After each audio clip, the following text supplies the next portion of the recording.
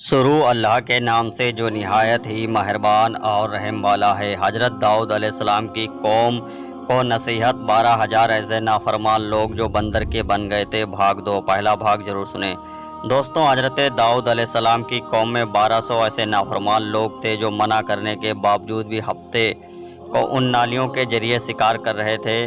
حضرت داؤد علیہ السلام نے ان 1200 لوگوں کو اللہ تبارک و تعالیٰ کے دردناک عذاب سے ڈرایا۔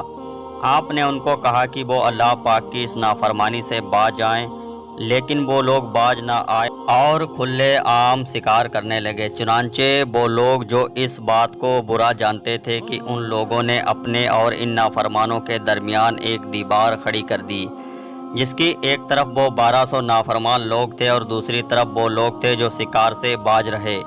حضرت داؤد علیہ السلام نے اپنی اس قوم کو نافرمانوں کو بار بار سمجھایا، لیکن یہ لوگ اپنی نافرمانی سے باز نہ آئے اور اسی طرح اللہ تبارک و تعالیٰ کے حکم کی نافرمانی کرتے رہے اور اسی طرح شکار کرتے رہے۔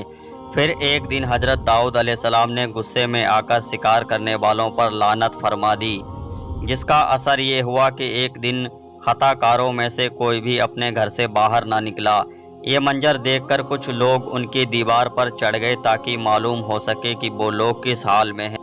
جب ان لوگوں نے ان نافرمانوں کو دیکھا تو سب کے سب بندروں کی شکل میں بدل چکے تھے۔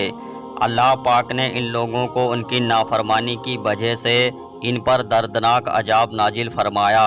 ان لوگوں کو بندر کی شکل میں بدل دیا۔ جب لوگ ان مجرموں کے گھر کے دروازے کھول کر اندر داخل ہوئے تو وہ لوگ اپنے رشتہ داروں کو پہچانتے تھے اور ان کے پاس جا کر ان کے کپڑوں کو سونگتے تھے اور جار و قطار روتے تھے، لیکن وہ کچھ بول نہیں سکتے تھے۔ اللہ تبارک و تعالیٰ کے ان نافرمان بندر بن جانے والے لوگوں کی تعداد 12,000 تھی۔ ان 12,000 لوگوں نے اللہ تبارک و تعالیٰ کی نافرمانی کی اور اللہ تبارک و تعالیٰ نے ان کو بندر بنا دیا۔ اس طرح حضرت داؤد علیہ السلام کی قوم کے 12,000 نافرمان لوگ بندر کے بن گئے۔ یہ 3 دن تک زندہ رہے اور اس دوران نہ کچھ کھا سکے اور نہ کچھ پی سکتے تھے، اور یوں ہی بھوکے پیاسے سب کے سب ہلاک ہو گئے۔ اور 3 دن کے بعد بندر سب کے سب مارے گئے، اور وہ لوگوں کو ان نافرمانوں کو اللہ تبارک و تعالیٰ کی نافرمانی سے منع کرتے رہے۔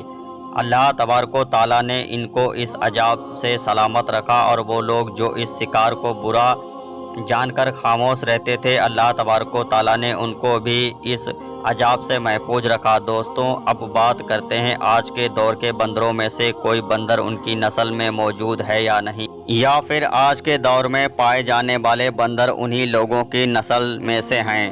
اس کے متعلق روایت میں آتا ہے کہ حضرت عبداللہ بن مسعود رضی اللہ تعالیٰ عنہ سے روایت ہے کہ نبی کریم صلی اللہ علیہ وسلم نے کسی سے سوال کیا کہ آپ آج کے بندر حضرت داؤد علیہ السلام کی قوم میں سے ہیں، تو حضور نبی کریم صلی اللہ علیہ وسلم نے فرمایا کہ یہ اللہ تبارک و تعالیٰ کی جس قوم پر عذاب بھیجتا ہے یا ان کی شکلوں کو بگاڑ دیتا ہے، تو یہ عذاب صرف انہی پر ہوتا ہے جن پر وہ عذاب نازل ہوتا تھا، اور اس کے بعد اللہ تبارک و تعالیٰ ان لوگوں کو ہلاک کر دیتا ہے اور ان کی آگے نسل نہیں بڑھتی۔ اسی لیے یہ بات غلط ہے کہ آج کے دور کے بندروں میں سے حضرت داؤد علیہ السلام کی قوم میں لوگ شامل ہیں۔ ایسا کچھ بھی نہیں ہے۔